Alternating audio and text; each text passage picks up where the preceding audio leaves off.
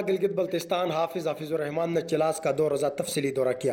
دورہ چلاس کے موقع پر وزیر اعلیٰ نے چلاس میں سالڈ ویسٹ مینجمنٹ کمپنی کا بھی افتتاح کر دیا۔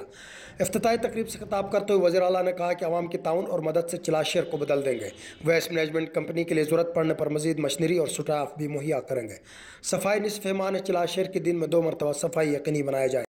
گلگت بلتستان کا ہمارا پروجیکٹ ہے اور اس میں آپ کے ساتھ انشاءاللہ مزید جو مشینری ضرورت ہے وہ بھی ہم مہیا کریں گے، مزید سٹاف کی ضرورت پڑی تو انشاءاللہ تعالیٰ وہ بھی لیں گے، اور اس کلاس کو دن میں کم سے کم 2 دفعہ ثناء اللہ صاحب یہ یقینی بنائیں 2 دفعہ اس کی صفائی ہو، اور سوسائٹی کو انگیج کریں، زیادہ سے زیادہ لوگوں سے رابطے رکھیں۔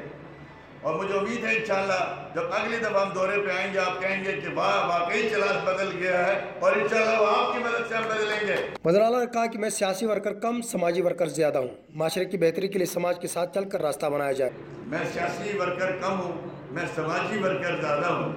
میری کوشش ہوتی ہے کہ سماج کے ساتھ مل کے اپنے لیے راستہ بنایا جائے۔ تقریب سے خطاب کرتے ہوئے وزیر اعلیٰ نے مخالفین کو بھی آڑے ہاتھوں لیا اور چیلنج کرتے ہوئے کہا کہ گلگت بلتستان کے اندر گزشتہ 70 سالوں میں اتنی ترقی نہیں ہوئی ہے جتنی ترقی ہمارے 4 سالہ دور میں اس خطے کے اندر ہوئی ہے۔ آپ ہمارے ساتھی پوچھیں ہمارے مخالفین سے، 70 سال کی ڈیولپمنٹ سے اگر ان 4 سال کے اندر جو انویسٹمنٹ ہوئی ہے وہ اگر زیادہ نہیں ہوئی تو ہم استعفیٰ دینے کے لیے بھی تیار ہیں۔ تقریب سے خطاب کرتے ہوئے ترجمان صوبائی حکومت فیض اللہ فراق نے کہا کہ کوئی بھی معاشرہ اس وقت تک پروان نہیں چڑھ سکتا جب تک وہاں صفائی و ستھرائی کا نظام موجود نہ ہو۔ کوئی بھی معاشرہ اس وقت تک پروان نہیں چڑھ سکتا جب تک وہاں صفائی ستھرائی کا نظام موجود نہ ہو، اور ہم سمجھتے ہیں بینگ اے مسلم، ہم یہ سمجھتے ہیں اور یہ ایمان کا جز ہے، صفائی نصف ایمان اسی لیے کہا گیا۔